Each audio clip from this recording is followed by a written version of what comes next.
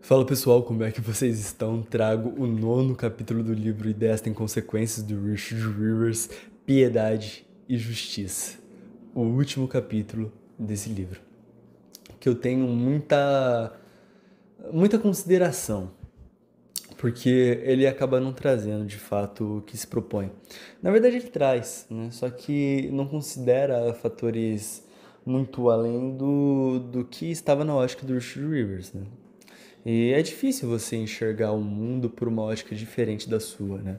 Quando eu trago essa narrativa aqui, eu trago também essa narrativa completamente enviesada. Tem uma visão minha, uma observação do mundo atual que entrou em decadência nessa questão moral, mas que não foi somente por uma questão puramente moral lá no passado, né? Essa questão de luta de classes, essas questões de hipocrisias ideológicas, não foi só isso, né? Eu consigo observar que tiveram muitos e muitos fatores que conseguiram influenciar isso. Um que eu acho que é muito determinante é a vontade individual das pessoas, o conformismo, né, como ideologia, e não somente conformismo como ideologia, mas como a vontade impetuosa das pessoas, né, sem piedade de viver bem. As pessoas elas querem cada vez mais viver bem. E associar conceitos errados, e aí está o ponto do Richard Rivers do último capítulo da linguagem, é você conseguir entender que para você viver bem, você não precisa viver na farra, na zona, né? Na zorra e tudo mais. E eu concordo com o Richard Rivers a esse ponto, só que as pessoas elas não conseguem observar isso, porque as pessoas são natureza, são carne. E o Richard Rivers ele conseguiu observar isso nesse capítulo. Não só isso, como ele conseguiu observar outros dois acontecimentos que vão fazer com que a piedade e a justiça entrem em cena. A gente tem que entender que tudo isso parte de uma narrativa. Richard Rivers ele começou esse livro pensando que a moralidade no mundo ocidental está se definhando. Ele está se definhando por conta de motivos ideológicos. E ele colocou alguns como o nominalismo, as ideologias mais voltadas para a esquerda, como algo prejudicial. Ok? Sim, concordo. Entretanto, também tem outros fatores, mas vamos deixar de canto isso e vamos focar somente na parte mais moral do assunto.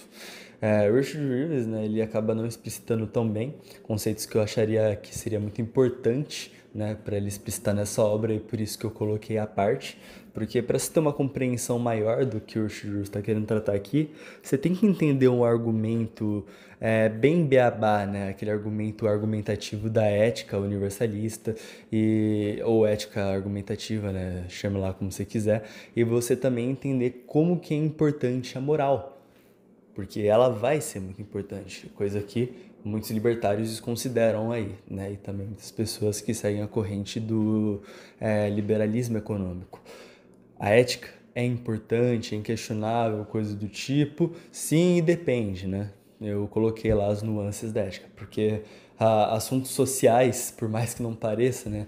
Eu sei que você acha que sociologia é assunto de gente maconheiro, e é mesmo, sendo bem honesto.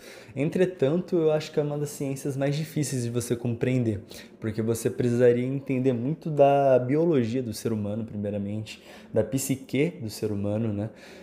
E da sociedade em si, né? E como isso influenciaria as pessoas. Pois bem, mas como eu não entendo nenhum desses conceitos muito bem, muito profundamente, vamos ficar aqui no que o Richard Rivers estava dizendo sobre a moral. Ele traz essas ideias do conceitos, né, por meio da questão da linguagem acerca da moral, que ele vai achar muito importante porque a ética universalista ela não conseguiria dar conta de todas as coisas que existem no mundo, porque uma sociedade ela pode se definhar mesmo seguindo a ética universalista, por mais que o mundo atual, no mundo ocidental de Richard Rivers não seguia-se nem mesmo a ética universalista, mas deixando isso de lado, vamos supor. Aí, aliás, a gente não seguia a ética universalista, só que a gente seguia muitos princípios morais, né? Isso fez com que a sociedade ela conseguisse aguentar de um jeito muito mais resiliente do que acontece hoje em dia. Lembrando, né? Antigamente era muito mais difícil de se viver. E hoje eu às vezes fico pensando, né? Se a vida é difícil, se a vida é amarga, né? Às vezes não é um bom remédio, né? Às vezes dizem que o melhor remédio é aquele que é amargo. E realmente, talvez a vida um pouco mais difícil, mais sofrida, Ajude as pessoas a terem noção que elas precisam fazer as coisas certas, né? É aquela questão, né? Se é aquela mãe dócil, você vai criar um mau filho. Se você é aquela mãe porra louca, né? Por mais que eu não esteja falando que seja bom você ser uma mãe porra louca, eu não manjo nada de pedagogia, né? Mas vamos lá. A mãe raiz, né? Que é aquela mãe que ameaçava o filho, gritava com o filho, né? Criou uma geração extremamente melhor do que as mães de hoje em dia, que deixam o filho ficar berrando no shopping, por exemplo. Mas não é questão disso. Eu trago, por exemplo, aqui a educação que a minha mãe me deu. Se eu não quisesse comer, sabe o que ela fazia? Ela não me dava comida, certo? Cumpria a minha vontade, só que ela pegava um prato de comida e colocava na geladeira. Se eu quisesse comer, eu teria que comer aquele prato de comida, entendeu? Por causa que eu tinha que entender que as coisas são escassas, que aquele prato de comida custava dinheiro e que o dinheiro não era meu, que era um favor que ela estava fazendo para mim me alimentar. Ah, eu não quero tomar banho. Tudo bem, você não vai tomar banho. Só que olha como é desconfortável depois tomar banho quando o seu cu tá todo assado, né? É bem engraçado isso, aliás. E realmente, né? Eu aprendi assim, eu falei, pô, eu preciso tomar banho porque a porcaria do meu cu fica assado, né? Se eu não tomar banho. Então eu comecei a gostar de tomar banho porque eu não gostava de ficar com o cu assado. Pois bem, não só isso, mas também, eu não quero arrumar minha cama. Então, olha como fica a sua cama quando você não arruma ela. E aí, ela deixava a fronha lá. Por quê? Ela deixava a fronha lá para ela ficar amarela, ficar encardida. Olha só como você precisa arrumar a sua cama. Entendeu? Eu pegava um pacote de alguma coisa e eu não prendia com prendedor. Sabe o que ela fazia? Ela mostrava como a coisa estragava. Então, perceber a verdade bruta da realidade foi algo muito importante para mim. Perceber que a água bate na bunda, né? Aquela questão, aquele choque. Quando as pessoas percebem que a água tá batendo na bunda, elas esquecem completamente esses papinhos aí de nominalismo, de viva a ciência. E eu não tô aqui falando mal da ciência em nenhuma hipótese. Eu tô colocando aqui a ciência como o Richard Rivers estava colocando. Ciência em estado de fé, né? Porque todo mundo se diz ateu hoje em dia, só que todo mundo crê numa narrativa. Ou seja, são um bando de pessoas que ainda são religiosas, né? Só que estão acreditando em outras coisas que não Jesus, né? Então, quem que é o idiota no final do dia? Mas, deixando de divagar acerca desse assunto e voltando para o foco principal. A vida sofrida quando a água bate na bunda faz com que a pessoa perceba a realidade dura da vida. É isso. Prova empírica disso, eu não sei se tem correlação direta, e o Richard Rivers não trouxe exemplo nenhum acerca disso, estou colocando aqui como um a mais. Observe, em países miseráveis, onde as pessoas teriam muito mais motivos lógicos, racionais para se matar, tem taxas de suicídio esdrúxulamente menores do que, por exemplo, em uma Finlândia da vida. Como, por exemplo, em uma Suíça. Suíça tem taxas de suicídio gigantes em países europeus que são extremamente ricos, que tem uma classe média operante aí que tá bem, tá saudável, entendeu? Não sabe o que fazer da vida. O famoso jovem que é sustentado pelos pais e tá buscando propósito, né? Quando você não tá buscando a porcaria de um propósito, você fala, pô, preciso trabalhar porque eu preciso comer. Eu acho que às vezes você fica muito melhor do que você ficar, ai meu Deus do céu, eu preciso de um propósito. O que é um propósito, né? Richard Rivers, ele vai começar a trazer isso, né? A piedade e também a justiça. A justiça no termo de a vida é uma eterna servidão, né? Por mais que a gente não queira servir as outras pessoas e a gente queira ser verdadeiramente livre, a vida tem sentido em servir. A gente precisa necessariamente servir os outros, até mesmo no mundo capitalista, usando capzinho de plantão, serve-se as pessoas para conseguir algo em troca. Só que essas trocas são feitas com muito mais honestidade. Mas a subversão, né? A servidão às pessoas da família, às pessoas que te criaram, o seu lar, né? Isso quão importante foi para toda a criação da humanidade, onde que você veio, né, porcaria? Antes de você falar de Deus, você veio da sua família, você veio de uma base. E essa base é a base na qual você precisa preservar. E aí a gente volta para aquele assunto. Você consegue salvar a porcaria da sociedade, Capitão Ocidente? Não, você não consegue saber e conseguir salvar a porcaria do Ocidente. Não dá. entendeu?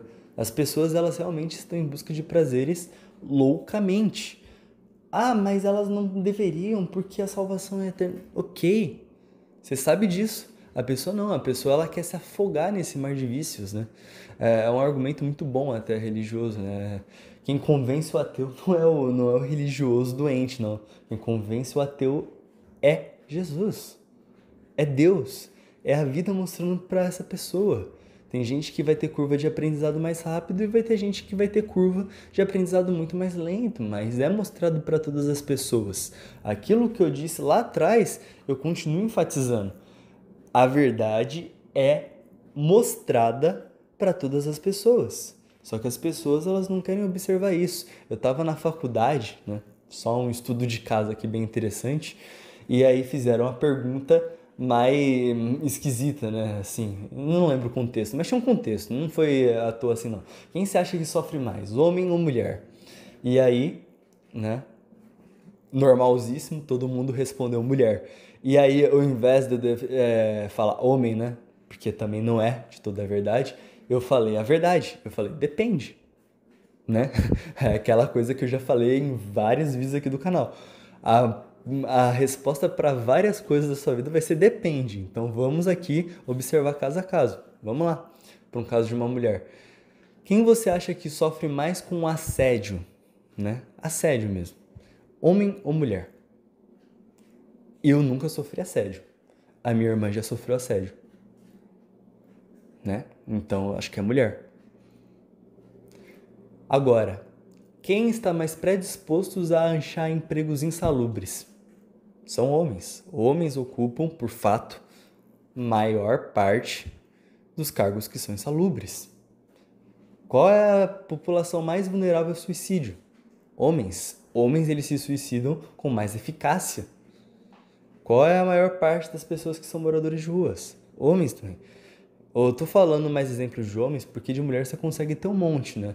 É aquela questão da mãe solteira, que ela chega do trabalho, aí ela tem que cuidar do filho, ela já não tá com mais saco cheio e tudo mais. Aí vai ter gente aí bitolada vai falar assim, ah, a culpa dela que não escolheu pro cara certo, coisa do tipo. Mas não, às vezes a pessoa casou virgem, casta, dentro de igreja católica com véu branco, o cara chegou na crise dos 50, né? Saiu de casa e é isso, entendeu? Deixou a mulher lá com os filhos e é isso. E aí, né? Você acha que não vai ser pesado para uma mãe cuidar de sei lá quantos filhos que foram criados no ambiente católico porque alguém decidiu desistir? E acontece isso, tá? Muitos homens da geração X, eles abandonaram seu casamento porque estava pacificado, né? Eles não estavam tendo o que tinham, que eles queriam, de uma certa forma, né? Para não falar de um jeito mais vulgar. Entretanto, muita mãe ficou solteira e casou no casamento, no cartório, gostava do casamento, entretanto já não tinha às vezes muita libido, né, assim por se dizer. Então acabou se dando mal, porque perdeu o esposo. E não é culpa dela, e agora ela tá realmente numa situação ruim, entende? Não só isso, mas também tem as meninas que são imprudentes, se relacionam com pessoas que não são de boa índole e acaba se ferrando. Ok, existe isso também. Existem outras situações, como por exemplo situações pessoais da vida de cada um, que também vai fazer com que haja esse motivo de sofrimento. A questão também da mulher ser mais suscetível a dores biológicas, a mudanças muito repentinas em hormônios. Eu não sei se vocês já sofreram aí com testosterona baixa, mas cara, você fica com testosterona um pouquinho abaixo do que você está habituado, você fica triste, você fica depressivo, entendeu? Imagina ter uma sinoide de hormônios assim tão grandes. Então, sim, há sofrimento em tudo isso da mulher também. Só que o pessoal ele não consegue reconhecer que o homem também sofre. E aí eu dei essa opinião mais genérica de todas, não foi radical de nenhuma forma. Eu falei, ó, depende da situação. Tem homem que sofre mais do que mulher, tem mulher que sofre mais do que homem, tem gente que sofre proporcionalmente a outras pessoas, tem gente que sofre com coisas diferentes. Olha que argumento, pô, desculpa, eu não consigo imaginar em outra coisa mais decente para ser dita. E eu fui dado como doido na roda, para vocês verem o nível. Então, esse é o nível. O nível é falar assim, que só a mulher sofre. entendeu? O nível é você cair num ceticismo gigantesco, não conseguir observar a realidade das coisas. As pessoas não estão conseguindo observar a realidade das coisas, as verdades transcendentes. Aí o Richard Rivers volta naquele conceito metafísico. Então ele vai construindo essas várias narrativas. E dentro desse capítulo da piedade é apresentado alguns conceitos, que é primeiramente o ódio que o ser humano ele foi construindo com seus antepassados. A história toda está sendo construída por meio de ódio e ódio e ódio. A narrativa da luta de classes é uma luta de rinha, né, de guerra, e ela foi adquirida em vários ambientes, né? Então é o patrão versus o empregado, né, que agora também não pode mais chamar de empregado, agora tem que falar contribuinte, né? E também é engraçado que no imposto você é também chamado de contribuinte, né? O seu sócio aí que só pega seus lucros, mas se você ficar negativo aí, ele não vai querer dividir com você não, tá? Então fica esperto aí. Pois bem, não só isso, mas também é aquela questão, pessoa civil versus a pessoa jurídica, né? O indivíduo versus a sociedade. Percebe como na minha própria narrativa eu coloco isso? Ó, você tem que tomar conta de você, é o indivíduo versus a sociedade. Ah, mas a sociedade está contra mim. Sim, eu sei. Eu estou aqui adquirindo essa narrativa de que a sociedade ela vai intervir na vida privada do indivíduo e vai ser conflitante com ele. Fala-se isso na luta de classe marxista. E isso é uma narrativa minha, entendeu? De uma pessoa que é libertária para monarca, entendeu? Aí com, sei lá, entendeu? Não tem nada a ver com Marx. Mas a luta de classe está implícita no meu discurso a esse ponto. Esse negócio aí de novo, né? De mulheres versus homens. A radicalização agora que está tendo de homens jovens por conta do longo período de feminismo sendo colocado goela abaixo aí na sociedade, o tanto que isso ferrou a sociedade como um todo, em questões previdenciárias, em questões de várias coisas. Mas não vem isso ao caso. A questão também do imposto, né? Ou seja, os estados contra os estados, né? Os colonizadores versus os colonos. E aí, né? Todas essas narrativas elas foram sendo construídas e as pessoas estão com esse negócio que é um versus os outros. E não é isso. Cadê a piedade? Né? Cadê a temperância? Cadê o orgulho do que o ser humano como espécie já construiu junto? Né? Olha as coisas incríveis de onde o ser humano saiu, pelo amor de Deus. A gente era um bando de macaco que era devorado por bicho grande, entendeu? A gente conseguiu subir ao topo da cadeia alimentar em questões, assim, astronomicamente rápidas. Pô, o ser humano é um bicho impressionante. Até essas questões de conflitos sociais são extremamente impressionantes se você pensar em nível cósmico. O que a gente tem aí no cosmos? O cosmos é lindo, é grande, é gigante, pelo amor de Deus, está tudo em movimento, que maravilha. Se a gente chega até o átomo, a gente tem 7 camadas de valência, todas as camadas de valência têm elétrons, pô, é maravilhoso isso. De fato é maravilhoso, é a grandeza do universo. Entretanto, o que é mais interessante essa porcaria toda ou essas picuinhas que eu tô falando aqui, né? O ser humano é extremamente interessante. Olha só que coisa honrada que o Richard Rivers ele traz no livro. O ser humano é foda. E o próprio ser humano tá tirando esse mérito do ser humano. E tá querendo desconstruir, né? Esse termo é muito utilizado hoje em dia, o que as pessoas do passado construíram. As boas morais, elas não foram aplicadas na sociedade de modo à toa. Ah, mas ficou ultrapassado isso daí, a gente já não precisa mais disso. Eu também sou uma pessoa que eu prezo muito por isso. Eu acho que governanças privadas, hoje em dia, sem atrelar o território, seria extremamente possível e é uma ideia extremamente boa. Eu tenho essa opinião. Eu sei se vai dar certo? Não sei. Entretanto, eu tenho essa opinião. É uma opinião minha, entendeu? De construção de sociedade, coisa do tipo, que o Richard Rivers também fala. Um homem ele tem que ter um ideal de sociedade, ele tem que ter um ideal de pessoa, ele tem que ter ideais de coisas. O que é um ideal, né? A visão do Richard Rivers, de novo, vem lá da questão da linguagem, a importância disso, né? Que aquele capítulo que eu fiz ficou meio que vago. Entretanto, eu gostei dele, por causa que a gente ainda vai tratar mais profundamente em linguagem, um livro mais adequado para isso. Mas o que é essa visão, né, do ideal? É algo que é realmente idealizado. Você vislumbra alguma coisa com a sua mente que é infinita. né? Por causa que a gente lembra lá dos conceitos da ética. A gente quer, a gente pode ou a gente deve. A gente querer, a gente pode querer qualquer coisa. Nossa mente é infinita. É infinita. A capacidade imaginativa que o ser humano tem é infinita. Então, esse é o ideal. O ideal é o infinito, né? E o que é o infinito se não Deus? Então, a gente volta para as coisas de novo, né? Sempre vai à busca da metafísica, porque a metafísica é o início. E do início a gente sai e a gente vai destrinchando pro grande. Então, tudo... É que nem aquelas 7 regras, né? Tem um livro aí que ele fala das 7 regras, que tudo tá acima, também tá abaixo, entendeu? Então tem essas questões. Tem essas questões. Tem as coisas mais elevadas e tem as coisas mais baixas, entretanto elas têm hierarquias. Até mesmo de modo platônico aqui, né?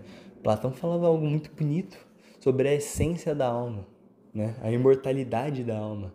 Olha só como isso é bonito, olha só como o Jules ele consegue trazer, ele coloca, né, uma primeira frase da lei no começo do capítulo, ele coloca sempre frasezinhas do livro A Lei, né, no começo do capítulo. E ele fala, né, o que é mais, eu acho que ele coloca mais ou menos assim, né? O que é mais importante para um pai passar do filho não é a riqueza, mas sim valores. Olha só como isso que é impactante. Isso é impactante porque mostra que a alma tem imortalidade. Todas as coisas elas são perecíveis, né? De uma certa forma. Nada se perde, tudo se transforma. Entretanto, as coisas são perecíveis, né? Qual que é o mal do ferro, né? A ferrugem. Qual que é o, o mal da madeira, né? É o cupim, é a umidade. Qual que é o mal do alimento? É estragar, a podridão, né? Qual que é o mal da sua alma, né? E a gente começa a pensar nisso. E aí, se a gente não acha o mal da alma que consegue realmente destruir a alma, e todas essas coisas, por mais que elas não sejam, elas tenham seus maus e elas sejam perecíveis naquele momento, elas se transformam. Então, uma espada agora já não é uma espada, mas sim uma espada enferrujada. E por mais que ela não tenha a finalidade que ela tinha antes, não tinha a essência que ela tinha antes, ela tomou uma nova essência, né?